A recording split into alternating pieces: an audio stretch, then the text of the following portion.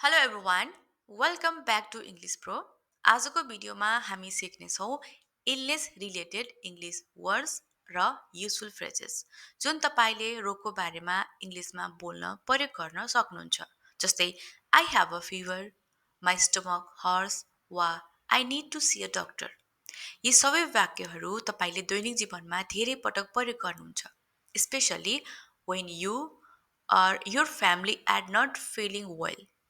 So get ready to learn 50 plus important English words and phrases with Nepali meanings and examples.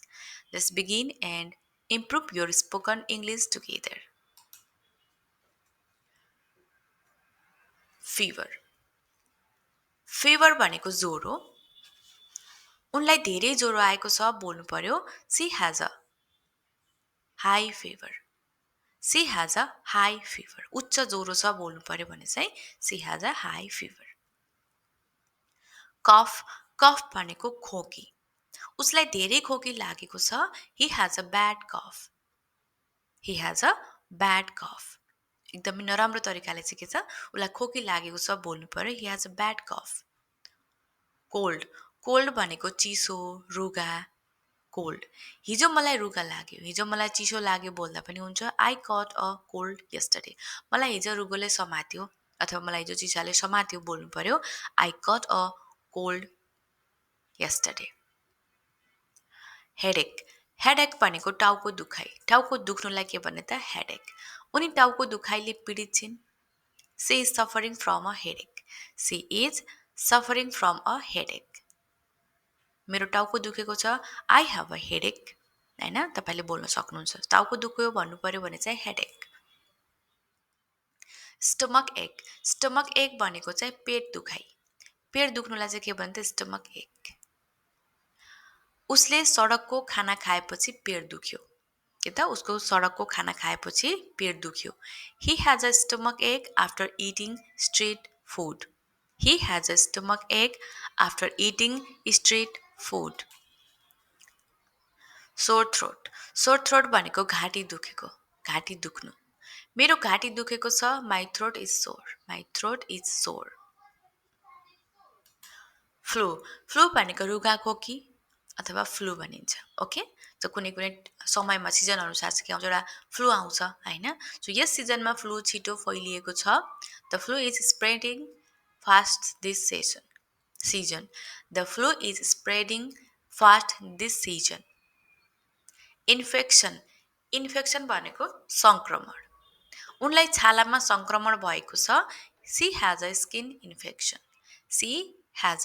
Skin infection diarrhoea भनेको पखाला झाडा पखाला वा पातलो दिशा चाहिँ के भन्छ डायरिया भनिन्छ हैन सो उनी झाडा पखालाबाट पीडित छिन् बोल्नु पर्यो he is suffering from diarrhea suffering from diarrhea she is suffering from diarrhea उनी अथवा ऊ भन्नु पर्यो भने चाहिँ ओके एलर्जीलाई एलर्जी भनिन्छ कुनै कुराले चाहिँ तपाईलाई एलर्जी हुन सक्छ नि हैन सो मलाई धुलोको एलर्जी छ बोल्नु पर्यो I have an allergy to dust next vomiting भनेको बान्ता उल्टी हुनु हैन बान्ता गर्नुलाई चाहिँ के भन्ने vomiting बच्चाले बिग्रेको खाना खाएपछि बान्ता गर्यो the child started vomiting after eating spoiled food the child started vomiting after eating spoiled food pain भनेको पीडा दुखाइ उनले खुट्टामा दुखाइ महसुस गरिरहेकी छिन् she is feeling pain in her leg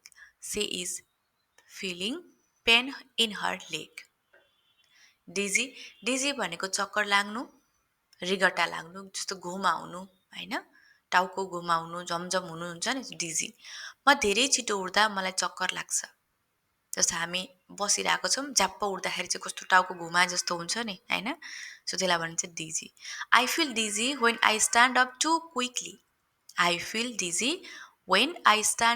to quickly जस्तो हामी सुतिरहेको बेलामा चाहिँ झ्याप्प एक्कासी उड्दाखेरि पनि के हुन्छ त टाउको एकदम झमझम गरेर आएको हुन्छ हैन नेक्स्ट नजिया भनेको वाकवाकी लाग्नु सो वाकवाकी लाग्नु नजिया ओके, जस्तो भोमिट हुन चाहिँ खोज्नु, पान्ता हुन चाहिँ खोज्नु। सो वाककी खाना विषाक्तताको सामान्य लक्षण हो। Nausea is a common sign of a food poisoning. Nausea is a common sign of food poisoning. Fatigue, fatigue भनेको चाहिँ थकाइ, थकान। ऊ सारा दिन काम गरेपछि थकाइ महसुस गर्छ।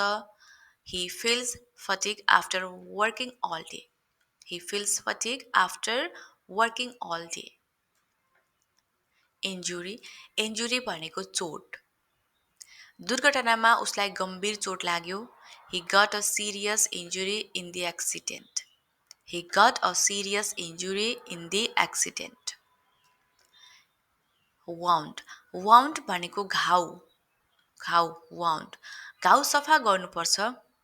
The wound it needs to be cleaned. The wound needs to be cleaned. Burn, burn भनेको डढेको घाउ वा जलन। ओके, डढेको घाउलाई चाहिँ burn. उनको हातमा डढेको घाउ छ। She has a burn on her hand. She has a burn on her hand. Bleeding, bleeding भनेको रक्तस्राव, रगत बग्नु, रक्तस्राव हुनु, bleeding. उसको नाकबाट रगत बगिरहेको छ। His nose is bleeding. His nose is bleeding. His nose is bleeding. Bruise, bruise भनेको nail down, bruise. उसको हातमा nail down परेको छ। He has a bruise on his arm.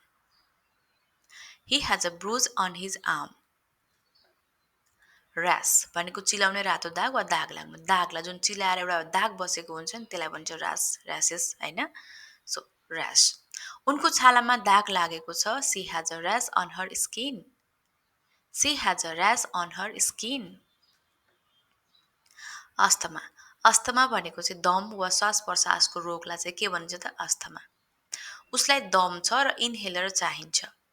He has asthma and needs an inhaler भनेको चाहिँ जुन दमको रोगी हुन्छ त्यो चाहिँ त्यो शरीरमा राख्ने एउटा इन्हेलर भन्छ जसलाई चाहिँ हैन। सो दम रोगीलाई के चाहिन्छ त श्वास प्रश्वासको लागि चाहिँ त्यो चाहिन्छ। ओके, स्ट्रोक, स्ट्रोक भनेको चाहिँ मस्तिष्कघात, एउटा यो दिमागको हैन, स्ट्रोक। उनलाई गत वर्ष मस्तिष्कघात भएको थियो, स्ट्रोक भएको थियो। He suffered a stroke last year. He suffered a stroke last year. Heart attack, heart attack भनेको हृदयघात वा मुटुको धड्कन बन्द हुनु। हिजो राति उसलाई हृदयघात भयो। He had a heart attack last night. He had a heart attack last night. Cancer, cancer भनेको क्यान्सर रोग हो। क्यान्सर गम्भीर रोग हो। Cancer is a serious disease. Cancer is a serious disease. Diabetes, diabetes भनेको मधुमेह। उनी मधुमेहको लागि insulin लिन्छिन्। She takes insulin for her diabetes. She takes insulin for her diabetes. Blood pressure, blood pressure भनेको रक्तचाप। उनको रक्तचाप धेरै उच्च छ। His blood pressure is too high. His blood pressure is too high. Fracture, fracture भनेको चाहिँ हड्डी भाँचिनु। उनको खुट्टामा हड्डी भाँचिएको छ। He has a fracture in his leg. He has a fracture in his leg. Paralysis, paralysis भनेको चाहिँ पक्षघात, paralysis. दुर्घटनाले आंशिक पक्षघात ल्यायो। The accident caused partial paralysis. Dehydration, dehydration भनेको शरीरमा पानीको कमी हुनु। डिहाइड्रेसनबाट बच्न पानी पिउनुहोस्। Drink water to avoid dehydration. Symptom, symptom भनेको लक्षण। खोकी र ज्वरो फ्लूको सामान्य लक्षण हुन्। Cough and fever are common symptoms of the flu. Cough and fever are common symptoms of the flu. Diagnosis, diagnosis भनेको निदान अथवा रोग पत्ता लगाउने प्रक्रिया। डाक्टरले छिटो रोग पत्ता लगाए। The doctor made a quick diagnosis. The doctor made a quick diagnosis. Treatment treatment भनेको उपचार उसले क्यान्सरको उपचार गराइरहेको छ he is getting treatment for cancer he is getting treatment for cancer medicine medicine भनेको औषधि खानापछि औषधि लिनुहोस् take your medicine after meals take your medicine after meals injection injection भनेको सुई नर्सले उसलाई सुई दिइन् the nurse gave him an injection the nurse gave him an injection surgery surgery भनेको शल्यक्रिया उनको घुँडामा शल्यक्रिया आवश्यक छ she will need surgery on her knee she will need surgery on her knee pill pill भनेको चक्की मतलब एउटा गोली हुन्छ नि औषधिको त्यसलाई भनिन्छ पिल ओके उसले दुखाइ कम गर्ने चक्की खायो he took a painkiller pill अथवा गोली खायो भन्न पनि सक्यो हैन सो सानो हुन्छ नि he took a painkiller pill tablet tablet भनेको पनि चक्की नै हो पिल हैन सो कसैलाई हामीलाई ट्याब्लेट भनिन्छ कसैलाई चक्की अथवा पिल गोली यो ट्याब्लेट दिनमा 2 पटक खानुपर्छ this tablet should be taken twice a day this tablet should be taken twice a day patient patient भनेको बिरामी बिरामी कोठामा आराम गरिरहेका छन् the patient is resting in the room the patient is resting in the room hospital भनेको अस्पताल उसलाई अस्पतालमा भर्ना गरिएको थियो he was admitted to the hospital he was admitted to the hospital clinic clinic भनेको सानो अस्पताल हैन म घर नजिकको क्लिनिक गएँ I visited a clinic near my house, my home. I visited a clinic near my home. Pharmacy. Pharmacy भनेको औषधि पसल तपाईँ फार्मेसीबाट औषधि किन्न सक्नुहुन्छ you can buy medicine at the pharmacy you can buy medicine at the pharmacy checkup भनेको नियमित स्वास्थ्य जाँच हरेक 6 महिनामा जाँच गराउनुहोस् go for a checkup every 6 months go for a checkup every 6 months thermometer thermometer भनेको तापक्रम नाप्ने यन्त्र ज्वरो थर्मोमिटरले जाँच गर्नुहोस् check your fever with a thermometer check your fever with a thermometer bandage bandage भनेको पट्टी उनले आफ्नो हातमा पट्टी बाँधिन् C wrapped a bandage around her arm. She wrapped her bandage around her arm. Emergency emergency भनेको आपतकालीन अवस्था तुरुन्तै आपतकालीन नम्बरमा फोन गर्नुहोस् call the emergency number immediately call the emergency number immediately recovery recovery भनेको सुधार निको हुनु रिकभरी उनी राम्ररी निको हुँदैछिन् she is making good recovery she is making a good recovery weakness weakness भनेको कमजोरी बिरामी पछिको समयमा उसलाई कमजोरी महसुस हुन्छ he feels weakness after the illness he feels weakness after the illness contagious contagious भनेको सर्ने सरुवा अथवा सर्न सक्ने रोग यो रोग अत्यन्तै सर्ने खालको छ the disease is highly contagious the disease is highly contagious isolation भनेको एक्लोपन अथवा अलग राख्ने ठाउँलाई चाहिँ एक्लै राख्ने ठाउँ चाहिँ के त आइसोलेसन बिरामीलाई एक्लै राखियो the patient was kept in isolation the patient was kept in isolation mental health भनेको मानसिक स्वास्थ्य पनि शारीरिक स्वास्थ्य जत्तिकै महत्त्वपूर्ण छ mental health is just as important as a physical health mental health is just as important as physical health stress भनेको तनाव धेरै तनावले तपाईलाई बिरामी बनाउँछ too much stress can make you sick too much stress can make you sick therapy भनेको चाहिँ उपचार विधि उनी भौतिक उपचार गरिरहेकी छिन् she is undergoing physical therapy she is undergoing physical therapy. So हामीले इलनेस बिरामी सम्बन्धी होइन त्यस्ता केही भोकाबुलरीको प्र्याक्टिस गऱ्यौँ विथ इक्जाम्पल. अब हामीले केही फ्रेजेसहरू जुन हामी बोल्न सक्छौँ होइन प्रयोग हुन सक्छन् त्यस्ता फ्रेजेसको प्र्याक्टिस गर्छौँ. ओके, जस्तो आई डोन्ट फिल वेल, मलाई ठिक लागिरहेको छैन, मलाई ठिक महसुस भइरहेको छैन. I don't feel well. जस्तो I don't feel well today, I might have a fever. होइन मलाई ज्वरो आए जस्तो हुनसक्छ, मलाई चाहिँ राम्रो महसुस भइरहेको छैन. आई एम फिलिङ सिक, मलाई बिरामी जस्तो लागेको छ होइन, मलाई बिरामी जस्तो महसुस भइरहेको छ. I am feeling sick, I am feeling sick I need to rest. होइन मलाई के त रेस्टको आवश्यक छ. आई हेभ अ हेडेक, मेरो टाउको दुखेको छ. आई हेभ अ हेडेक भनेको त मेरो टाउको दुखेको छ. I can't think clearly, I have a headache. मैले राम्रोसँग केही सोच्न सकिरहेकै छैन, सोच्नै सक्दिनँ, मेरो टाउको दुखेको छ. I can't think clearly, I have a headache. I have got a cold, मलाई रुगा लागेको छ. I have got a cold, मलाई रुगा लागेको छ, मलाई चिसो लागेको छ. आई हेभ अ फिभर, मलाई ज्वरो आएको छ. I have a fever. I am कफिङ अ लट, म धेरै खोकिरहेको छु. आई एम कफिङ अ लट. जस्तो आई एम कफिङ a lot specially at night, म एकदमै के त धेरै खोकिरहेको छु, स्पेसल विशेष गरी कहिले त रातिमा होइन. माई स्टमक हर्ट्स, मेरो पेट दुखेको छ.